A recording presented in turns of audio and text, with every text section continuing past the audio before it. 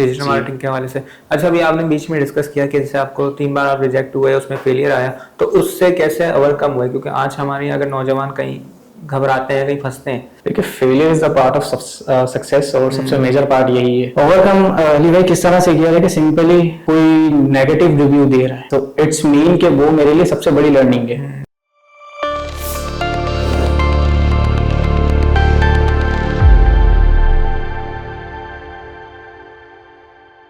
अस्सलाम वालेकुम everyone, hope you are fine and feeling well. आप देख रहे हैं मेरी कामयाबी चैनल, जहां पर हम आपके लिए आते हैं सक्सेसफुल चेहरे जो अपनी लाइफ में सक्सेस हासिल कर रहे हैं और जो भी हर्डल्स हैं उनको ओवरकम करके लोगों के लिए बेस्ट वे ढूंढ रहे हैं।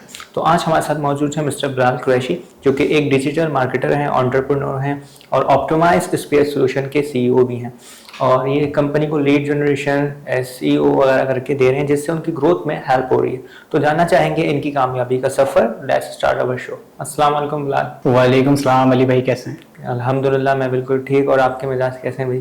अल्हम्दुलिल्लाह। अच्छा बिलाल, मुझे ये बताइएगा, मेरा पहला सवाल आपसे ये है कि डिजिटल मार्केटिंग करने का ख्याल कैसे आया? और आजकल मैं देख रहा हूँ कि हर कोई ये डिजिटल मार्केटिंग कर रहा है, तो मतलब ऐसा क्या है इसमें? ख्याल कैसे आया? अच्छा सवाल है। वो एक आपने बात सुनी है कि हर काम में अल्लाह ताला की कोई ना कोई बेहतरी होती है। तो ये जर्नी भी जो है वो वहीं से स्टार्ट हुई। कॉलेज स्टूडेंट था उस टाइम, तो मेरा एक एक्सीडेंट हो गया था। काफ़ी खतरनाक मुझे इंजरी हुई थी, मेरी हड्डी टूट चुकी थी। तकरीबन मेरी सर्जरी हुई थी जिसमें प्लेट और नट्स मेरे पैर में लगे थे। देन उसके बाद मैंने अपना इंटर कंप्लीट किया। मेरे डॉक्टर्स ने मुझे कहा था कि आपका 3 साल का जो है वो टाइम ड्यूरेशन है, उसके बाद सेकंड सर्जरी आपकी होगी। अच्छा। जिसमें आपके प्लेट को रिमूव किया जाएगा। ठीक है, तो फिर मैंने जो है उस टाइम पे अपने प्रोफेशनल करियर की तरफ ज़्यादा ध्यान दिया, अपनी एजुकेशन, अपने स्टडीज़ को कंटिन्यू नहीं किया, अपनी यूनिवर्सिटी को। अच्छा जी, तो उस दौरानिया में मैंने पीटीसीएल में जॉब की, मैंने दराज में जॉब की। वहाँ से जो है वो एक्सपोजर लिया कॉर्पोरेट का कि कैसे काम होता है, क्या क्या चीज़ें होती हैं। उसके बाद जब वो वक्त आया कि मेरी प्लेट पैर की रिमूव होनी थी, तो मैंने हर जगह से रिजाइन दे दिया था। मैं एक टीचर भी रह चुका था, मैंने स्कूल भी बच्चों को पढ़ाया है। अच्छा। और वहाँ से भी एक जरा शौक था थोड़ा। अच्छा, जब मैं रिजाइन देकर गया और मेरी सेकंड सर्जरी हुई, सेकंड सर्जरी के बाद तकरीबन मैं कुछ 3 महीना बेड रेस्ट पे था।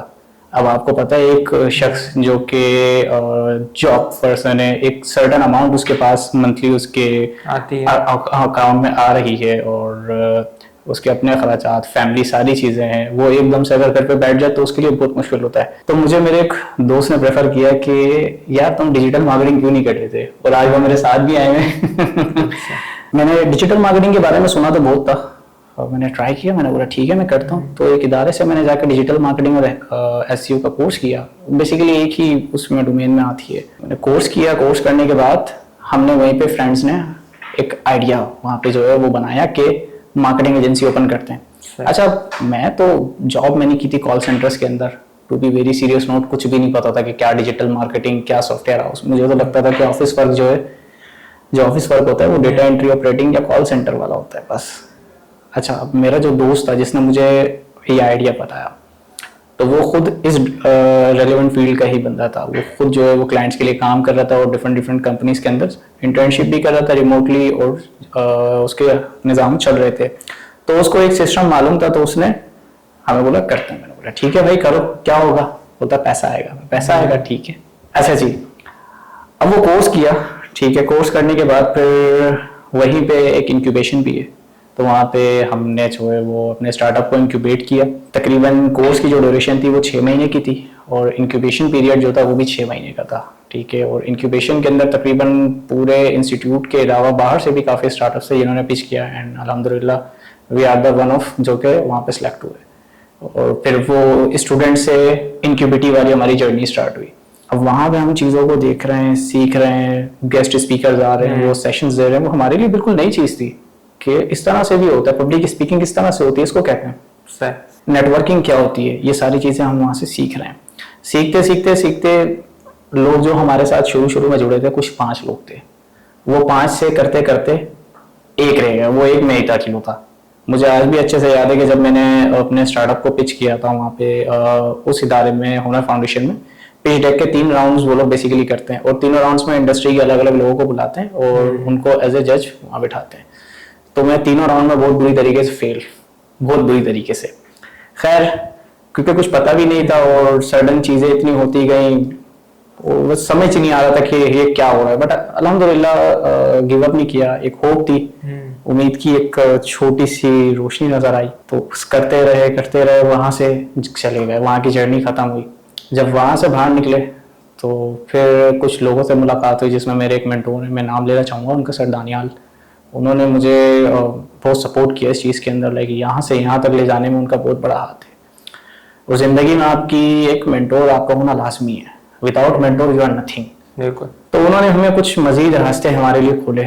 उन्होंने एक हैदराबाद का हमारे लिए रास्ता खोला, NIC हैदराबाद। वहाँ जाके मैंने पिच किया, मगर वहाँ भी मैं सिलेक्ट नहीं हो पाया, कुछ गलतियाँ थी और उस हिसाब से शायद मैं उस चीज़ के लिए नहीं बना था। तो उन पीरियड से निकलते निकलते, उन चीज़ों को पार करते करते फिर मैंने इंटर्नशिप स्टार्ट कर ली कंपनीज के अंदर। के मेन तो चीज़ ये है ना अली भाई कि एक बड़ी ऑर्गेनाइजेशन या बड़ी कंपनी, उनके साथ काम करना, फिर जी वो काम कर रही है, करना, बिल्कुल।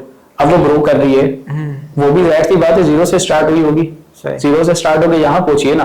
अब हमें ये देखना है कि वो कंपनी क्या कर रही है। तो मेन चीज जो मेरा इंटर्नशिप करने का इंटेंशन था वो यही था कि मैं उनसे ऑपरेशन सीखूं कि वो किस तरह से जो है वो चीज़ों को ऑपरेट करते। वही चीज़ें मैंने वहाँ से सीखी और अपने स्टार्टअप में इम्प्लीमेंट करी, और फिर आहिस्ता आहिस्ता अपना क्लाइंटल स्पेस डेवलप करना जो है वो शुरू किया। और फिर अल्हम्दुलिल्लाह जब क्लाइंटल स्पेस डेवलप हुआ, एक अच्छा मेंटोर साथ जुड़ा, तो टीम भी अच्छी खासी बनी, ठीक है, क्लाइंटल स्पेस भी अच्छा होने लगा। और माशाल्लाह से एक टाइम ऐसा आया क्या, जब से मैंने ये जर्नी स्टार्ट की थी उसके बाद से मैंने कोई जॉब नहीं की, ठीक है, जो भी अपना मैंने दारोमदार जो भी निज़ाम चलाया यही सीखी डिजिटल मार्केटिंग के हवाले से। अच्छा, अभी आपने बीच में डिस्कस किया कि जैसे आपको 3 बार आप रिजेक्ट हुए, उसमें फेलियर आया, तो उससे कैसे ओवरकम हुए? क्योंकि आज हमारे अगर नौजवान कहीं घबराते हैं, कहीं फंसते हैं, तो वो जो है स्टक हो जाते हैं और जो है कहते हैं यार नहीं हो रहा, नहीं कोई दूसरा काम कर लेते हैं।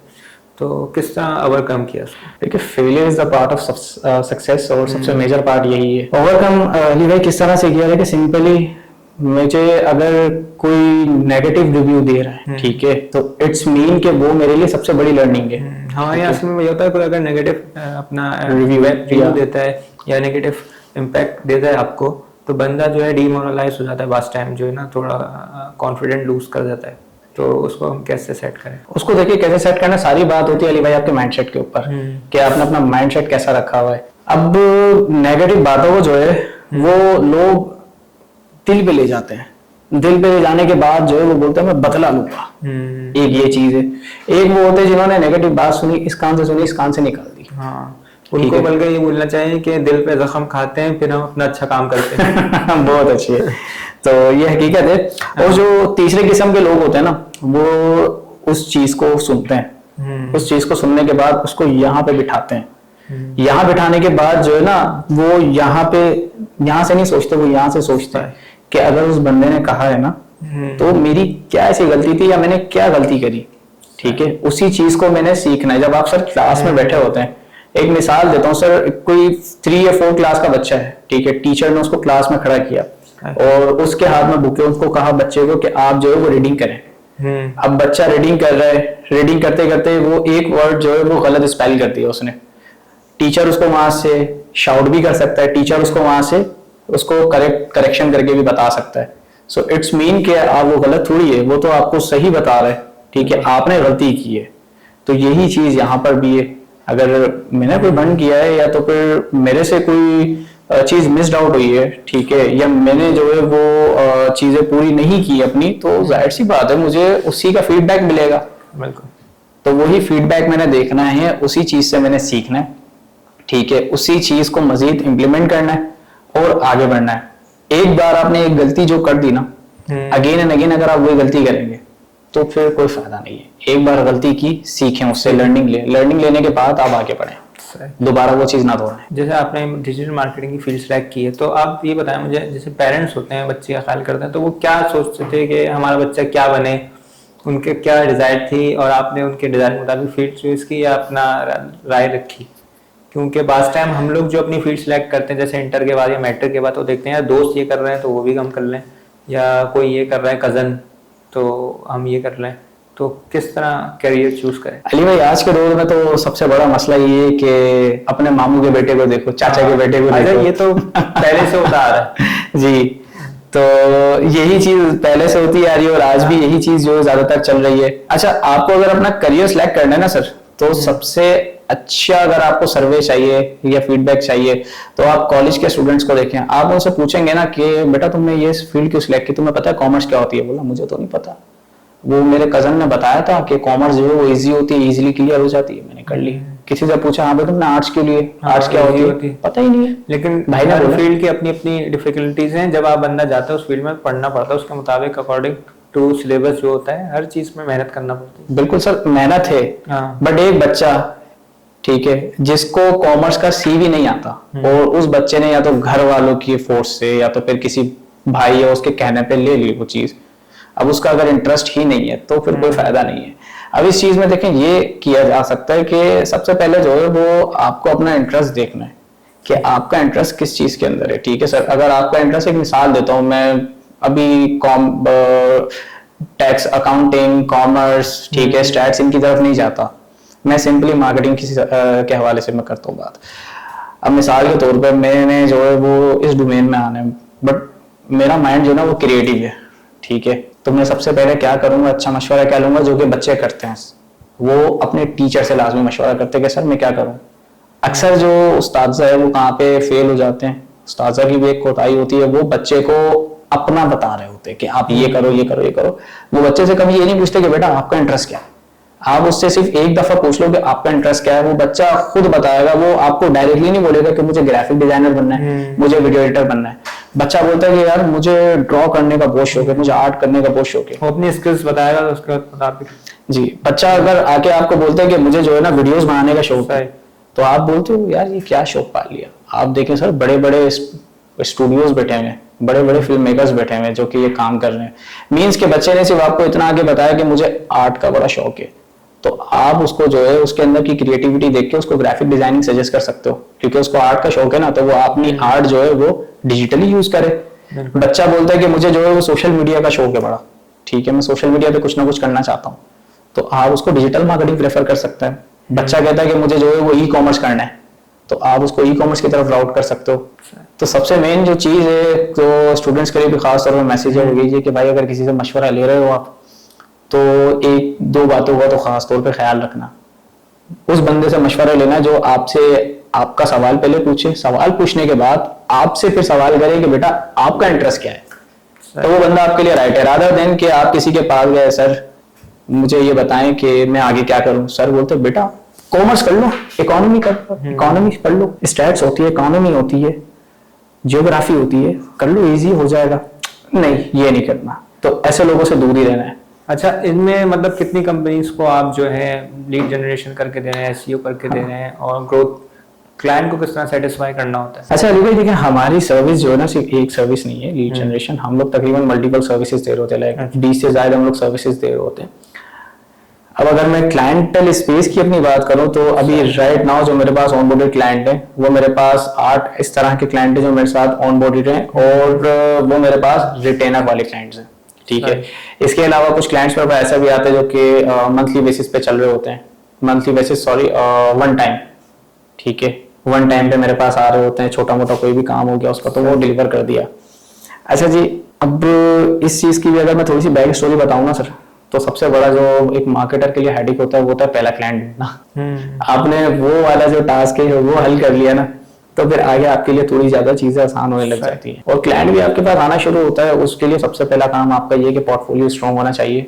पोर्टफोलियो के अलावा अगर आप अपना कोई भी काम स्टार्ट कर रहे हैं ना, तो सबसे पहली चीज आप खुद अपने काम के जो है वो सीईओ भी हैं, आप डिलीवरी बॉय भी हैं, आप अकाउंटेंट भी हैं, आप ऑपरेशंस भी खुद ही देखने वाले हैं, तो सब आप ये शुरू में आपने ये नहीं देखना कि मैंने ये भी करना है, ये भी करना है, ये भी रखना है, वो भी रखना है, नहीं, जो है वो फिलहाल अभी आप हो, ठीक है, आहिस्ता आहिस्ता करके आप डेवलप करो, पोर्टफोलियो अपना बनाओ। पोर्टफोलियो बहुत ज्यादा इंपॉर्टेंट है आज के दौर में। पोर्टफोलियो बनाने के साथ साथ अपनी पीआर बनाए, अपनी नेटवर्किंग करें, क्योंकि नेटवर्किंग बहुत इंपॉर्टेंट है अली भाई।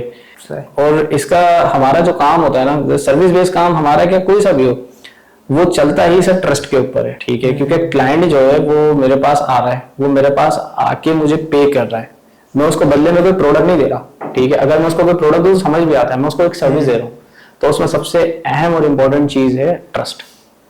तो क्लाइंट का ट्रस्ट आपने जीतना है, वो किस तरह से जीतना है, सबसे पहली चीज, मिसाल के तौर पे आप मेरे क्लाइंट हैं, ठीक है, और आपको हमने सर्विसेज दी हैं, आप सेटिस्फाई होंगे तो आप आगे जो है वो लोगों को पिच करेंगे। लेट सपोज XYZ आपके फ्रेंड को जो है वो मार्केटिंग की नीड थी और उन्होंने आपसे किया कि यार मुझे मार्केटर चाहिए, आपके जहन में था हाँ मेरे पास मार्केटर है, मैं कनेक्ट कर देता हूँ। तो ट्रस्ट वाला जो फैक्टर था वो आप बन गए वहां पे कि हाँ भाई अली भाई के रेफरेंस से हैं, अली भाई के रेफरेंस से हैं, ठीक है कोई इशू नहीं है, आ जाओ कर लो। तो ये भी एक बड़ी इंपॉर्टेंट चीज है। और ये किस तरीके से आप कर सकते हो, ये कर सकते हो नेटवर्किंग के थ्रू। नेटवर्किंग आप लोगों की इस टाइम बहुत इंपॉर्टेंट है, बहुत ज्यादा। लोग आप यहीं से अंदाजा लगाएं कि अपने कामों में इतने मगन होते हैं कि वो इस चीज को नहीं देख पाते। क्यों? क्योंकि उन्होंने अपने आप को पहले ही मनवा लिया अल्हम्दुलिल्लाह, ठीक है, और वो माशाल्लाह से बहुत अच्छा कर रहा है सब। बट वो इस डोमेन के अंदर, नेटवर्किंग के अंदर आज के मतलब अपना एक कॉर्पोरेट के अंदर 20-30 साल या 10-15 साल देने के बाद फिर वो नेटवर्किंग वाली डोमेन में आए। एक मैं छोटी सी एग्जांपल देता हूँ।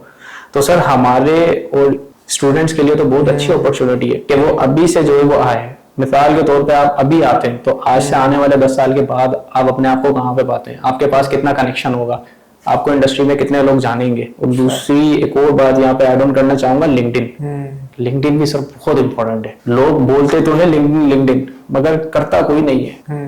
अभी हमने एक सर्वे किया था, उसमें मैं ज्यादातर जो है उस्ताद इकराम से ही जो है वो मैं बातचीत कर रहा था, कॉलेजेस के जो कि नॉर्मल गवर्नमेंट कॉलेजेस में होते हैं और स्कूल्स के अंदर। जब वहां पे मैंने सर्वे किया ना, यू डोंट बिलीव कि मुझे 40% आंसर पता है कि वहां से क्या है, कि भाई लिंक्डइन क्या होता है। हाँ, मतलब हर किसी को लिंक्डइन नहीं पता।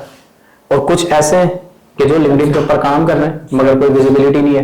कुछ ऐसे भी है कि जो अपनी उस गवर्नमेंट जॉब के साथ साथ लिंक्डइन से प्रोजेक्ट्स उठा रहे हैं, ठीक है, बट मार्केटिंग भी कर रहे हैं, या मार्केटिंग भी कर रहे हैं, मगर वो चीज हमें नहीं बताई। क्यों? क्योंकि ये गैप है ना सर। एक टीचर को लगता है कि लिंक्डइन, जिसको पता है उसको लगता है कि लिंक्डइन एक स्टूडेंट्स के लिए बहुत टफ चीज है, ठीक है। या तो फिर एक बच्चा जो कॉलेज जा रहा है तो उसको वो कोर्स की आउटलाइन के हिसाब से पढ़ाएंगे। अच्छा, इसमें लिंक्डइन जो प्रोफाइल है, इस पर हम जब बनाते हैं तो इसमें अपने फॉलोवर्स वगैरह ये सब चीजें किस तरह इंक्रीज करें? मतलब रोजाना की डेली पे पोस्ट करना या प्रोजेक्ट्स के लिए क्या करना पड़ेगा? अच्छा, तो लिंक्डइन मुझे ऐसा लगता है कि, या लोगों को भी लगता है कि थोड़ा सा स्लो है या नहीं है, ऐसा है? नहीं, ऐसा कुछ नहीं है। लिंक्डइन का अगर मैं आपको बताऊं ना सर, सिंपल सा इसका जो है थोड़ा सा या डिफरेंट है। हाँ, और इसका एल्गोरिथम थोड़ा सा डिफरेंट है और ये चीज मैंने अपने एक मेंटोर से सीखी है। अच्छा। तो आजकल सोशल मीडिया में चलते ज्यादातर हुक्स वीडियो आप देख रहे होते होंगे कि बाइक जा रही है, बाइक जाते जाते जो है वो उसका एक्सीडेंट हुआ, ठीक है, बाइक गिर गई और सडनली वीडियो चेंज, वहां पे प्रोडक्ट की वीडियो आ गई। ये होती है हुक्स वीडियो। तो इसी तरीके से कंटेंट के अंदर भी हुक्स आते हैं। अच्छा, ये चीज मुझे मेरे मेंटोर ने सिखाई थी कि आप कंटेंट में ज्यादातर हुक्स को रखो, क्योंकि जब पहली पंच लाइन होगी अच्छी तो लोग उसको पढ़ेंगे, ठीक है। सही। अब दूसरी सबसे इंपॉर्टेंट चीज लिंक्डइन के ऊपर, मिसाल के तौर पे जो चीज मुझे मेरे मेंटोर ने बताई, जो मैं अप्लाई करता हूँ, वो मैं थोड़ा सा आपको यहाँ पे ब्रीफ करता हूँ और ये काफी काम की बड़ी चीज है। मैं सर अपनी सर्विसेज दे रहा हूँ वेबसाइट डेवलपमेंट के हवाले से, ठीक है। तो मैं जो है किसी एक ऐसे इशू के ऊपर कंटेंट बना के डालूंगा कि जो कि यूजुअली लोग फेस कर रहे हैं, ठीक है, वेबसाइट से रिलेटेड या ग्राफिक डिजाइनिंग से रिलेटेड या सोशल मीडिया से रिलेटेड। मैं उस मसले के ऊपर बात करूंगा, ठीक है। अब उस मसले को लोग देखेंगे और पढ़ेंगे भी। क्यों? क्योंकि जो लोग उस इशू को फेस कर रहे हैं ना, वो लाजमी आएंगे। सही। उन्होंने देखा, अच्छा उन्होंने वो इशू देखा ना, इशू देखने के बाद वो आपको कमेंट कर सकते हैं या आपको डीएम कर सकते हैं। तो फिर आप आगे जो है वो उनको ये कह सकते हो कि भाई इस मसले का सोल्यूशन मेरे पास है, आ जाओ, क्लाइंट क्लोज हो गया आपका। सही। और दूसरी सबसे इंपॉर्टेंट चीज सर, लिंक्डइन पे जो है वो आपने ये नहीं देखना कि आपकी जो रीच है वो 1000 आ रही है, 2000 आ रही है। अगर आपकी रीच लेट सपोज 500 भी आ रही है ना, तो इसका मतलब कि 500 कॉर्पोरेट पर्सन आपको देख रहा है। सही। क्योंकि लिंक्डइन तो है ही एक B2B प्लेटफॉर्म, तो आपको वहां पे सारा का सारा कॉर्पोरेट पर्सन ही देख रहा है। तो इस चीज का आपने जो है वो खास तौर पे ख्याल रखना है कि आप वहां पे क्या एक्टिविटी कर रहे हैं। इसके अलावा आप इवेंट्स के अंदर जा रहे हैं, आप लोगों से मिल रहे हैं, उनके साथ कनेक्ट कर रहे हैं, वो पोस्ट करें, उनको टैग करें। उनको टैग करने के अलावा एक और चीज, हमेशा रेलिवेंट फेसेस ना लगाएं। मतलब आप जो है, मैं आप अली भाई आपसे मुलाकात हो गई मेरी एक दफा, ठीक है, अब मेरी आपसे जो है एक के अलावा 10 दफा फिर मुलाकात होगी, तो मैं 10 दफा जो है ना आपके साथ पिक्चर पोस्ट नहीं करूंगा। क्यों? क्योंकि वो फिर एक वाला फैक्टर जाएगा कि मेरे पास पोस्ट करने को कुछ है ही रिपीट हो रहा है। रिपीट हो रहा है। अच्छा, डिजिटल मार्केटिंग में जो आना चाहते हैं उनको आप क्या मैसेज देना चाहेंगे इन दी एंड? कोई ऐसा मैसेज कि वो इस फील्ड में क्यों आए, और कौन सा ऐसा सेंटर है जो बेस्ट है, मतलब जहाँ वो सीख सकें और अपनी स्किल्स को ग्रो कर सकें? अच्छा देखिए, अगर कोई भी आना चाह रहा है तो यहाँ पे खान साहब का एक डायलॉग जो है वो कहना चाहूंगा, घबराना नहीं है सबसे पहले तो, क्योंकि आ तो जाते हैं, आ जाने के बाद जो है फिर वो ट्रैक पाथ नजर नहीं आता। तो सबसे पहले जो है आपने अपनी नीश को तलाश करना, अपने डोमेन को तलाश करना है कि, और अपनी एरिया ऑफ एक्सपर्टीज देखनी है कि आप क्या हो, ठीक है। उसके बाद जो है फिर आपने डिसाइड करना है कि आपने क्या करना है। आजकल का दौर इतना एडवांस है कि एआई है, लोगों को मेटा यूज करना आता है। सर व्हाट्सएप के ऊपर मेटा का ऑप्शन है, आप मेटा से सवाल कर लो। भाई मैसेज लिखना नहीं आता उसको वॉइस नोट कर लो, वो वॉइस नोट पे जवाब देगा आपको। बिल्कुल ठीक है, आपके वॉइस नोट को भी जवाब देगा वो। हाँ ऐसे ही। अब वहां से पूछ लो कि मेरी ये क्रिएटिविटी, मिसाल के तौर पे कोई मेंटोर आपको नहीं मिल रहा, टीचर नहीं गाइड कर रहा, तो फिर आप वहां से पूछ लो, एआई से पूछ लो, वो भी आपको बता देगा। ठीक है।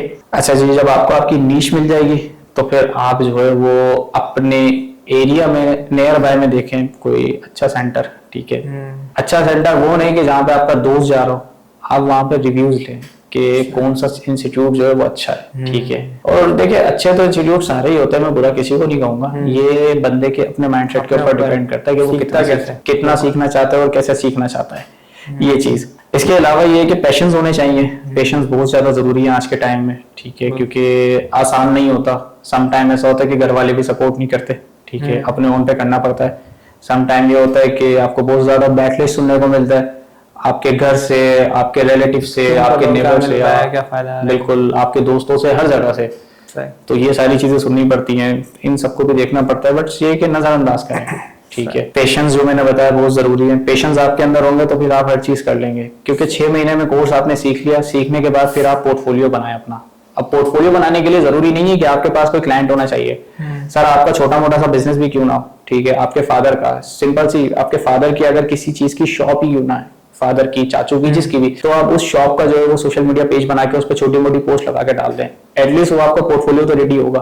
कोई क्लाइंट अगर आपके पास आता है, ठीक है, और वो क्लाइंट बोलता है कि पोर्टफोलियो दो अपना, तो आपके पास देने को कुछ तो होगा। बिल्कुल, तो अपने पोर्टफोलियो के ऊपर काम करना है। ठीक है, और पेशेंस, अगेन ये बात बोलूंगा। थैंक यू बिलाल, आपका बहुत शुक्रिया कि आपने अपना कीमती वक्त हमें दिया। Is our honour for me and for my entire team.